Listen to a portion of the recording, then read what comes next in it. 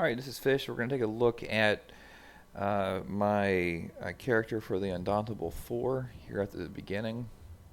So Francis Latonque is the tank for our group, and I built him just to be pure tanking. So let's take a look just real quick on some philosophical items. The tank has a couple of jobs. One is the main one is to take the punches for the crew. And so, because of that, my physical resistance, spell resistance, and max health are the primary stats that I'm working on. And so, here at the beginning, dumping all of my points into health. After I get to 10 points on health, I'll start going 80% health and 20% stam. That's the plan. For my boon, I've picked up the lady for a couple of reasons. I'm running in DC, so the lady is pretty close to Daggerfall. It's right outside of the city, and gives physical resistance, which is right in the wheelhouse of the tank. From a skills perspective, I'm at level 10, so I have one bar here. My first thing we have to have as a tank is a taunt. So biting jabs is in the sword and board tree. So I have puncture. So it's the first one. This is actually already no, puncture is the first one. All right. So puncture can be morphed. So when I get a skill point, I'll morph this into ransack. At least that's the plan. But this is my primary taunt, and this is what I'm going to do most of the time running around the dungeon. I'm just going to put a puncture on my Y key to hit and taunt the ads. I'm going to group the ads around me, pull them towards a boss if there is one, taunt the boss, and keep the whole group in a really tight grouping so the DPS can start picking them off. And so this is my primary attack, and this will be true really all the way through the dungeon runs. There will be some version of this taunt. If you don't want to do sword and board and you wanted to do a taunt, the only other option, that at least I'm aware of in the game, is on the Undaunted line, and it doesn't come until much later. So Inner Fire is a ranged taunt. So that's the other option. Honestly, I like the control that I have on Ransack or Pierce a lot more, so I tend to lean on that. And it's also stamina based. But the Undaunted one here that is Magicka can be morphed later on into stam if that's an issue. But I've played with both of them, and I just the sword and board taunt is just more useful for me. All right. So going back to the ability bar, I have because I'm running a sword and board, I want to level it faster, and so I have three actives: puncture, which we already talked about. Low slash is my secondary attack, and what low slash is doing is allowing me to start. Once I have the enemies on me, I want to soften them up for the DPS. I'm not going to do too much damage as the tank, but I would like to tenderize the enemies so the DPS can take them down.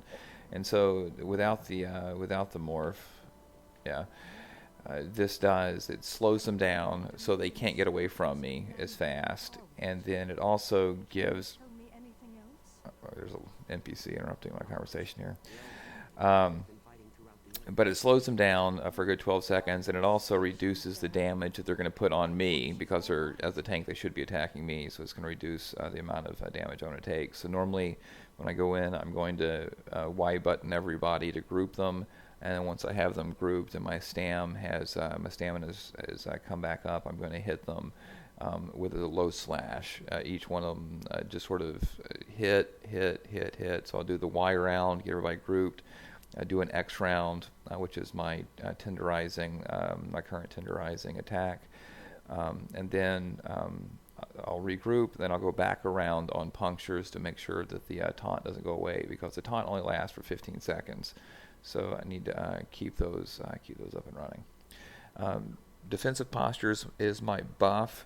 Later on, I'll probably go to double buffs, but this one is a spell buff.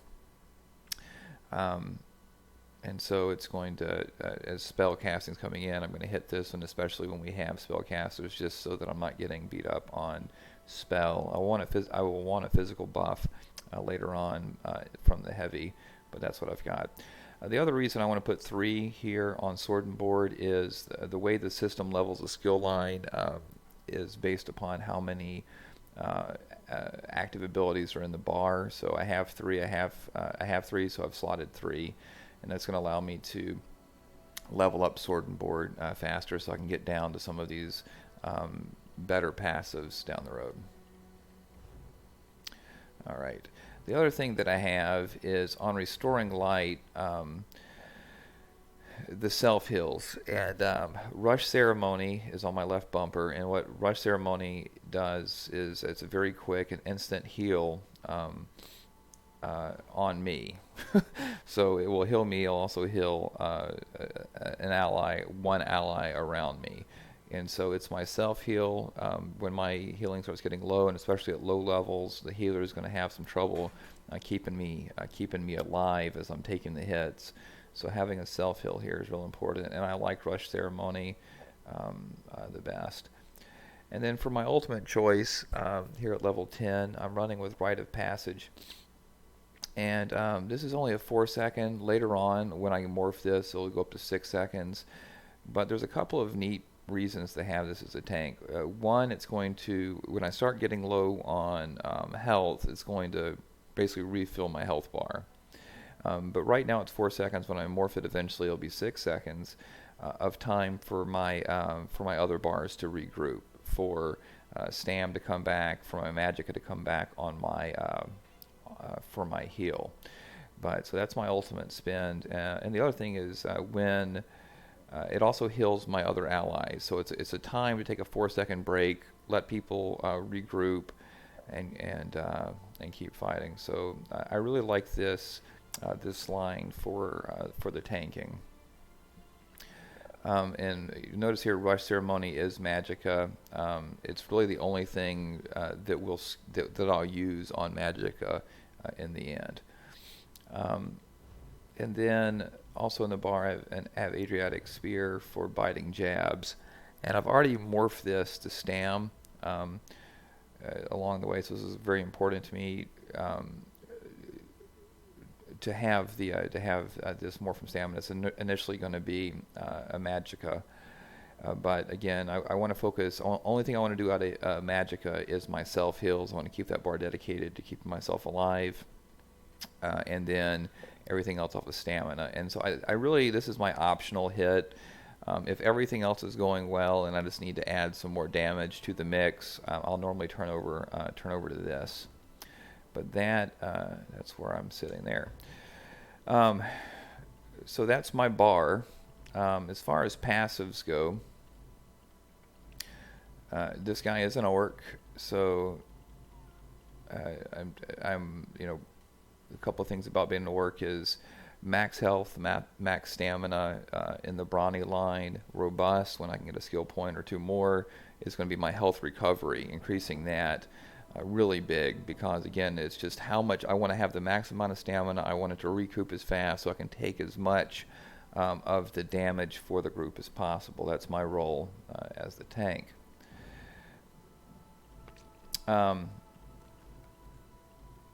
Heavy armor is also critical for me, right? Increasing my physical resistance. Eventually, here when I get to heavy armor 22, so I'm already at 18. I'm wearing all 7 pieces of heavy armor, and we'll talk about the gear in a second with some training traits on it because I want to level this up quickly.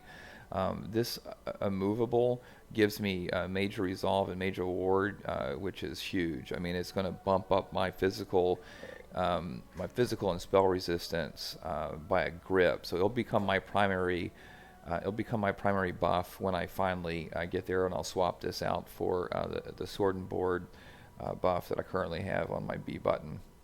But resolve just increases my physical resistance for the heavy armor. Constitution is another restoration on health recovery based upon my equipped items, and then Juggernaut. This is the next one, which will increase max health. So heavy armor is really important line for me, so I'll continue to focus on that on the passives. I'm really just going to go sword and board on this guy. The only time down the road I might add a DPS bar, and on that DPS bar I may choose to go to either a dual wield or a two-handed, but I'll think about that when we get closer. I might also go Desto staff, but the way that I fight as a tank is I'm normally going to be right in the middle. Everything's going to be around me, so I need a way of laying down damage down the road, but that's a conversation for another video. But that's it for skill line.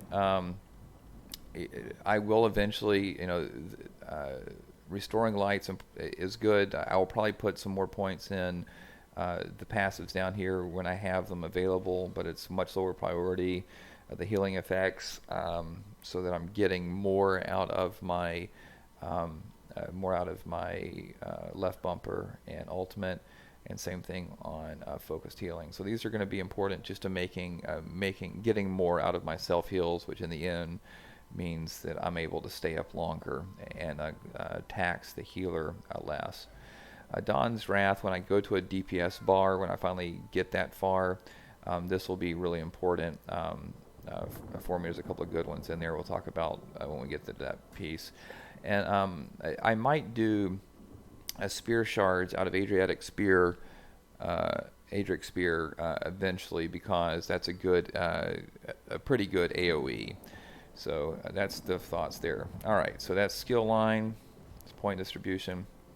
The other thing I have is gear. So let's talk gear. So on my main hand, I'm running 2 sets of gear. The good thing about sword and board is you get an additional piece of gear. You have 7 pieces of wearables in your armor. Then you get 8 with a shield, and then 9 with a sword. And so I'm running 2 different sets with this. The minor set I have is Night Silence, and I have 4 pieces on this, and so that's going to give me more max stam, more stam recovery, and some weapon crit on that.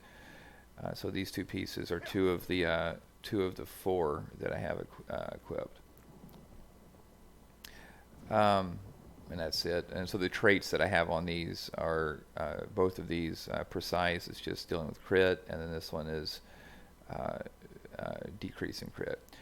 The other set that I'm using is a 6 trait set, Willow's Path, and it gives me a lot of recovery: magic recovery, stam recovery, health recovery. And then when I'm wearing all 15, it gives me 15% on all of them in combat. So for me to refill my bars quicker, the Willow's Path is a really good set. The training I use a lot in this, and the reason for that is right now, because I'm low level and heavy armor is so important to me, I want that skill line to go up as fast as possible, especially so I can get to that buff. That buff is going to be huge for me as soon as I can get to 22 on heavy armor. So I put the training skill. When I switch out the armor, I will likely have maxed out heavy armor, or be pretty close, and I'll use something else like Divines. I mentioned for Divines I'm using physical resistance, so the more Divines I can have, the more that's going to impact the Lady Mundus Stone effect down the road. But that's pretty much my build out. Just level 10 gear. Had some folks, Nolly and Lemon in the guild, put that together for me. So that's the gear build out. And I think then food. On food, I'm running some level 10 gear that's on health and stam. So some blue stuff that was contributed from the guild, and that's it. So we'll see what he looks like. Tomorrow or Monday when we get our first run in together. But that is Francis Letonc, the Undauntable Fours tank.